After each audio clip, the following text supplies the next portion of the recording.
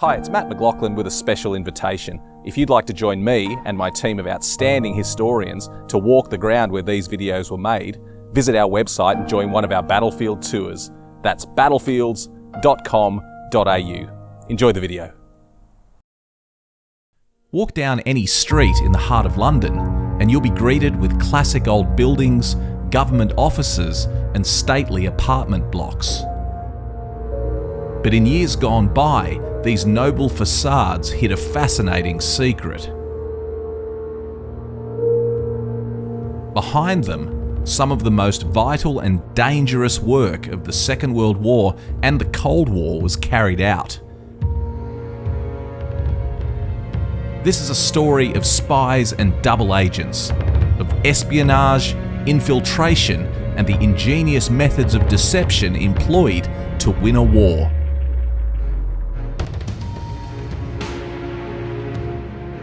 I'm McLachlan. Come with me as I explore the hidden history of spies and spycraft in London.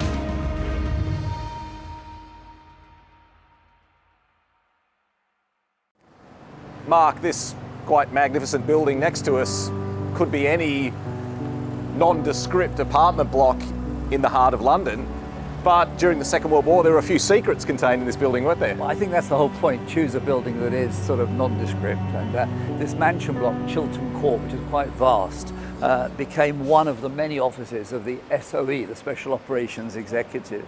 And it's quite interesting that they chose this building because at one time H.G. Wells lives here. And he wrote The War of the Worlds, which was the war of all wars, probably. But actually the SOE had offices all around Baker Street, all around this area.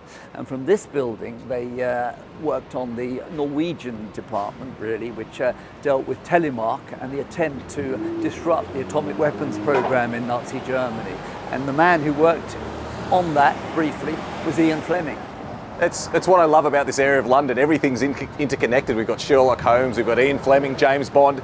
Let's talk about SOE during the Second World War. What were they trying to do? What were the accomplishments of this organisation during the war? It was actually Hugh Dalton, which was given the task by Winston Churchill to set up an organisation to disrupt the enemy, if you like. So it was about subterfuge and subversion behind enemy lines initially, although there were people who were responsible for working back home, but their main aim was to blow up railway lines and blow up factories and disrupt everything. So teams of people were brought in to what became the Special Operations Executive, with offices all around London. But interestingly, they also took over stately homes elsewhere in England. So many people said, oh, SOE stood for the stately homes of England. So that could be another way of using that title. And those stately homes, of course, were out of the capital, so people had no idea what was going on there. People had no idea what was going on here. And you have to remember, it was a time without closed-circuit television, without mobile phones, without the paparazzi, without anybody investigating. People just got on with their business. And in the war, careless talk cost lives, as we know, so everybody just ignored what was happening. So it's the original cloak and dagger stuff that was going on here. I mean, we remember SOE for their famous operations, support of the French resistance, dropping operatives into occupied Europe.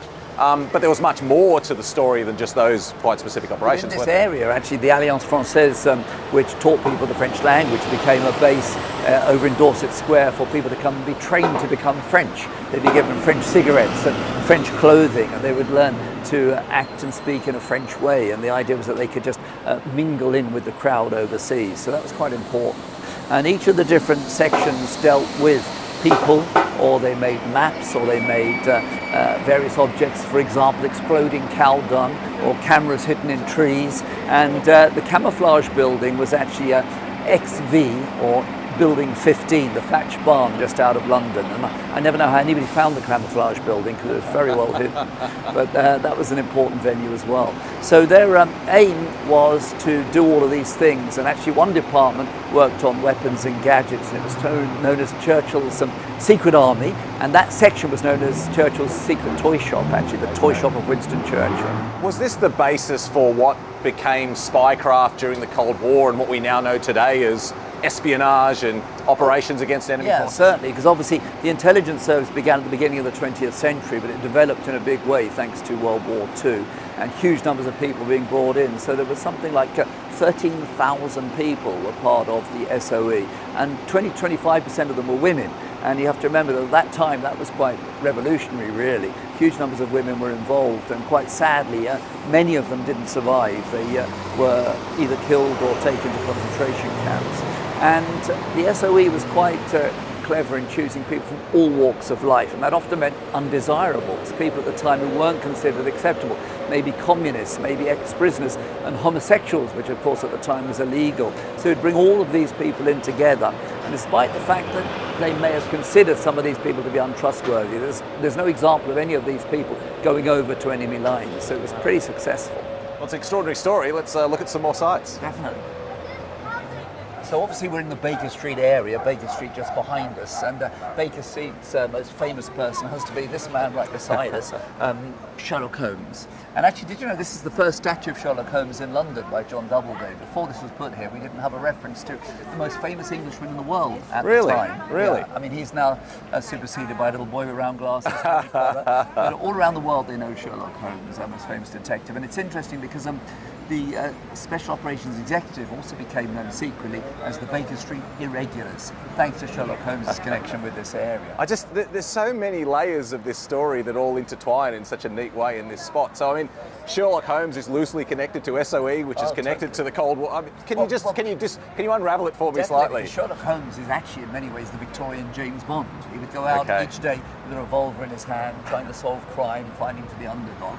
And of course, James Bond himself was essential during our Cold War, where he made Britain great and successful. But that Cold War period was a time when Britain's power started to diminish. But through James Bond, our power was great, and James Bond, really represented Britain around the world. And so that character is linked to Sherlock Holmes, is linked to the Special Operations Executive in some ways. Mark, probably the element that the SOE is most famous for was dropping operatives behind enemy lines into occupied France to carry out all sorts of missions. But to do that, obviously people had to understand French, they had to know how French culture worked, and I believe this is the building where a lot of that took place. Yeah, this is actually the Alliance Française, so people would come here to learn French, but during the war years they came here for other things. So again, the public assumed people going in through the door were just coming to learn the French language. What they did here was learn how to dress like French people, so the clothing was made for them in other places and then brought here and assembled. And they would be taught to smoke gitane and French cigarettes, and they would just learn the French way of life and get all of their documents brought to them. So it was sort of the final point after everything had been made in other places, brought together here. And they were supporting the Free French Forces, and of course General de Gaulle had his headquarters down near Buckingham Palace during the war years. And in this country he made his famous speech, for tous les Français, vive la France, which was very important to try and muster the French resistance. And so the Queen Mother came to this building in 1957 to unveil the plaque that's on the wall behind us here to show this was such an important venue. And it's interesting, you've got two extremes of nations who are sometimes fighting like brothers and sisters, but also close together, because Lord's Cricket Ground, the original Lord's Cricket Ground, so British, so English, right here in Dorset Square, and at the same time a whole piece of France just beside us. And one of the many things they had to do was be aware that some of these operatives weren't going to come home. And if they got arrested by the Gestapo, it could be a horrible fate. So sometimes their clothing included buttons, which were actually cyanide pills that they could take if they had to. And a lot of what they were carrying and using was on the outside normal and straightforward and simple, and underneath maybe gadgets and all sorts of secret equipment. I've read the accounts of some operatives who worked behind the lines, and the bravery required, the courage, the stress every day carrying out these secret operations. Yeah. Like extraordinary people who would take this challenge on. And as you said before, from all different walks of life. Yeah. They're just amazing people. And a big percentage women, and many of the radio operatives were women, and their chance of survival were about 6 weeks in some cases. So many of them went into the field knowing that might be the last thing they're ever going to do for the greater good, which is incredible bravery. And we do have statues to some of them in different parts of London. And of course this plaque remembers all of them en masse in a way. And I visited their graves a number of times, which are quite tragic, in French Yes. military cemeteries often. Yeah, There'll be a grave of an SOE operative, and Luckily, their story still gets told. When I see buildings like this, Mark, it seems to me, from my perception, that part of the success of SOE was spreading it around. That it wasn't just, everything wasn't just concentrated in one building where a German operative could go. There seems to be a lot of people coming in and out. It was spread around, it was integrated into normal civilian life. Was that a key part of keeping this operation a secret? I think initially when it was set up, there was the instruction to create this division, if you like. And of course they used offices in central London, in and around Baker Street. And many of the buildings in Baker Street became SOE offices. But then the operation became so big, with 13,000 people, and the need to make clothing, to make French newspapers, to create maps, to create all the little gadgets. You had to have different departments for all of these things. You couldn't do that in one place. So that was spread out in stately homes all around, really the southeast of England mainly, but in other places as well. You had to learn how to parachute into enemy territory. So there was so much training that went on. What's interesting is that all of these people during the war were secret. Nobody knew who they were, nobody knew anything about them. But in death they are quite famous because we have plaques, monuments and memorials to them. So they've become well known afterwards, and that's quite nice to remember them. It's just such an incredible story. It's wonderful to stand in places like this and pay our own respects as these stories come out more and more as time goes on. Mark, this is a fairly extraordinary building next to us, but it's got an even more extraordinary history. What went on behind these colourful walls? Well, this is fantastic, almost like a stately home in London. This was Home House, and the Countess of Home lived here, and she had the best architects in town working for her. Robert Adam, who's one of our most famous architects and designers, he designed particularly the staircase on the inside. But it's been other things in its history. For a while Earl Grey lived here, and he gave us Earl Grey tea, of course. I think the French ambassador lived here for a while, but it is now a private members club. It's called Home House. However, there's a darker history to this place, because this was the headquarters of the Courtauld Institute, a major art collection. Still exists in London. You can visit and see that collection, but it's elsewhere today. When it was here, the director of the Courtauld Institute got an apartment as part of the job, living here in this building. For a long time that was Sir Anthony Blunt. Now he was a character who studied at Cambridge, and he became one of the famous Cambridge spies, the famous five, and he was actually one of a number of homosexual men who got recruited into espionage. He had an affair with one of those men, Guy Burgess, and they lived together in Bentinck Street on the other side of Marylebone. But while here, MI5 had a hunch that he was actually spying for Russia, and they decided to bug the apartment that he had right here. Now he was an art historian.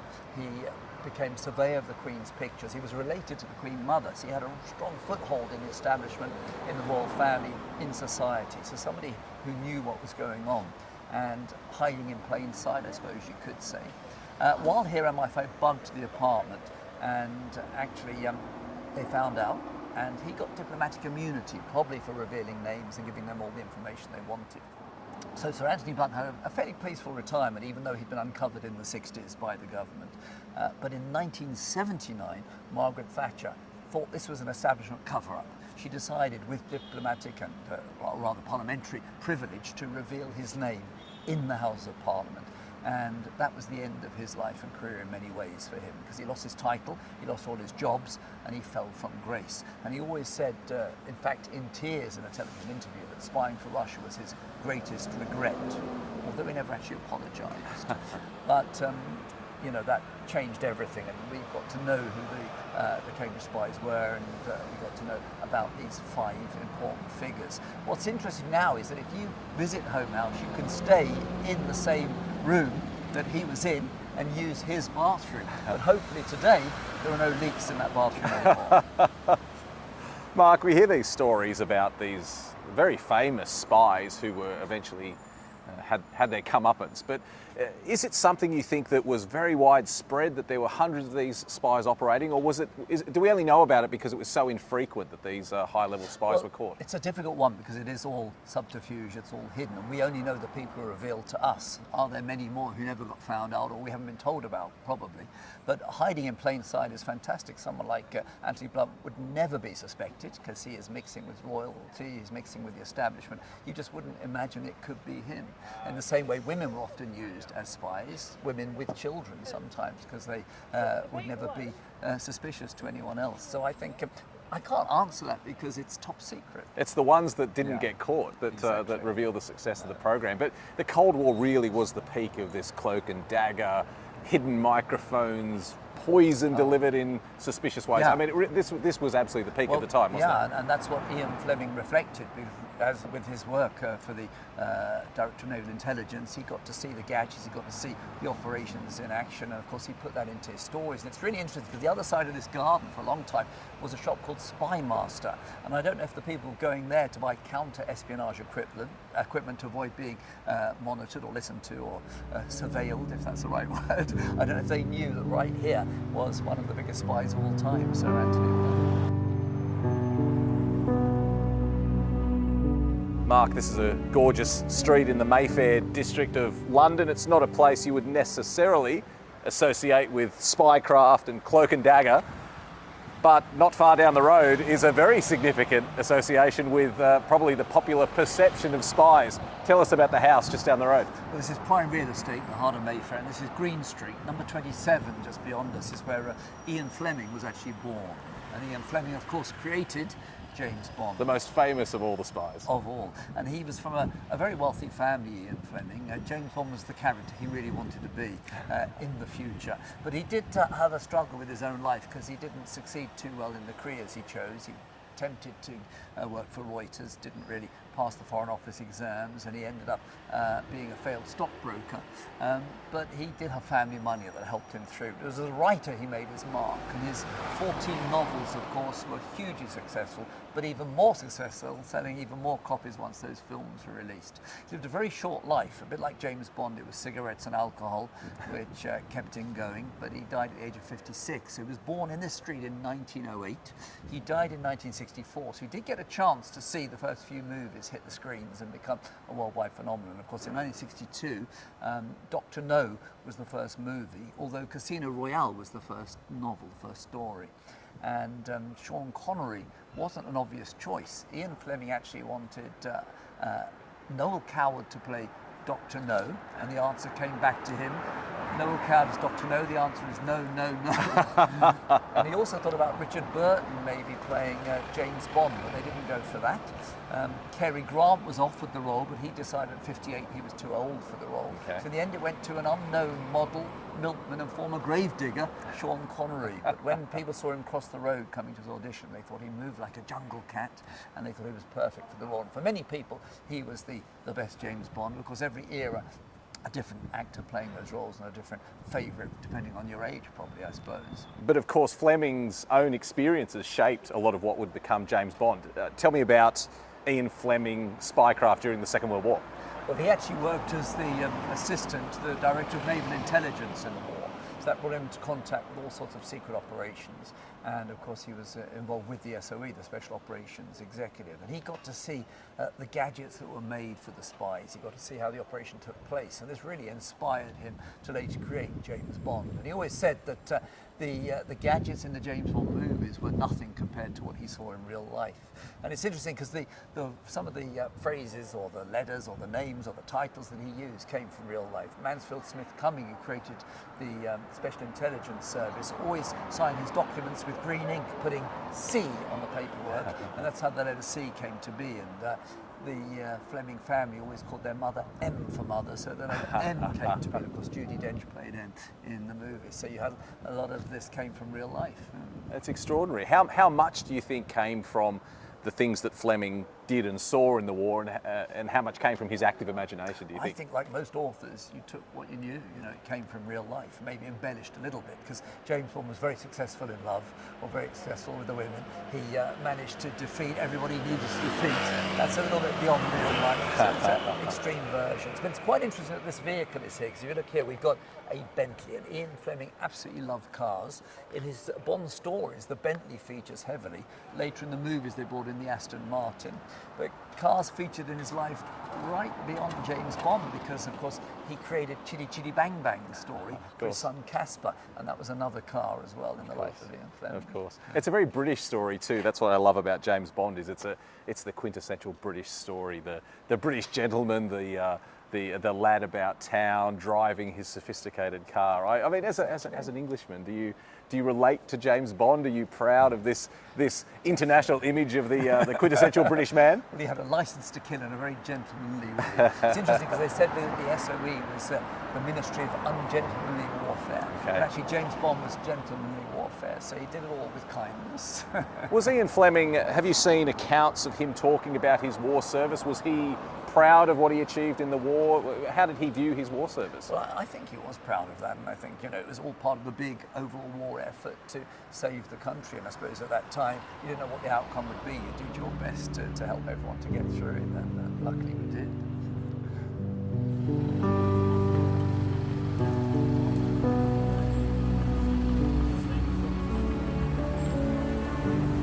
This amazing building here has a very, very rich history. It's called Whitehall Court, and this is actually a building where quite a few famous people have lived. I mean, George Bernard Shaw, famous for Malian, which became My Fair Lady. This was his home. Many MPs have apartments in here even now because they're so close to the Houses of Parliament. But there was a very secret apartment on floors 8 to 10 back in 1911. And it was in that apartment that Mansfield Smith Cumming created the Secret Intelligence Service, the SIS, which was of course the forerunner of MI5 and MI6. MI5 being domestic, MI6 being external. And that secret office had to be bomb-proofed and protected and made very secure. And it went onto the market for millions of pounds not that long ago, so it is now actually available to buy when these people move on. But a great view, and right in central London. What's quite incredible is that all of these secret places that we talked about today are right in central London, when the enemy always assumed headquarters and offices would be in bunkers in the countryside. They never really were, they were in town. What's that concept you've described as we've done this amazing walk, is hiding in plain sight. Have your assets centralised but still scattered. Exactly. And they'll never be discovered by the enemy. But this is 1911. It's a long time before the Second World War. It's before the First World War. Yeah. It's much earlier than I would have anticipated this formal, organised branch of espionage. I mean, what were they initially undertaking in these early days? Well, I suppose there was just always an external threat, and they just thought they need to have an operations centre and be prepared. And they were prepared. That's how it all began. It's interesting because Mansfield Smith Cumming, who set it up, I think I mentioned earlier, his last name Cumming begins with a C. He used to stamp all his documents using green ink, the letter C, and this inspired Ian Fleming later on when he used letters for the different characters in the James Bond stories. And the James Bond connection is still here because in the most recent Bond movie, No Time to Die, they placed the Aston Martin DB5 outside the building, very near the plaque to Mansfield Smith Cumming, and Daniel Craig got out his car and walked down the street as a hark back to the car in the first film, and the reference to the fact that this was the first secret intelligence service office in London. What I love is it's a little Easter egg only for people who understand the story and understand the history of really important buildings like this. Any most common moviegoers would not understand why that was an important link with history. Exactly, subtle reference. It was used in publicity shots, but unless you actually investigated or knew, then you didn't quite realise why. Mark, it's been an extraordinary journey through some important chapters of history, but it's a history that's been covered up a lot, like the work that the spies and the SOE agents were doing. It's been covered up for a long time. It's only really been in recent years it's being revealed. You lead tours around here, you walk these streets. Why is this history important to you today? Well, it's important today because, you know, our past is what we are today, and that makes us into the nation we are. So it's very important to look back and also to try and learn from history. People often don't, but it's worth a try. And although, you know, now they are more open, they tell us where these places are, we only know what they want us to know. So I am sure there are many secret offices all around us, or maybe beneath us right now that we know nothing about. But maybe in 100 years' time, someone else will be making a film like this, talking about places that we didn't know right now. We've spent a lot of time learning the stories of the brave men and women of SOE and other organisations that followed. How today should these people be remembered? I think we have to remember them with great gratitude, really, because they put their lives on the line. They were brave, and they stepped out and did things that a lot of ordinary people wouldn't dare to do. We've been fairly lucky in my lifetime to not have to be in a war zone in our own home, but these people were, and they had to go out into enemy territory, risk their lives, and some lost their lives doing that. So yeah, we owe them a huge debt of gratitude.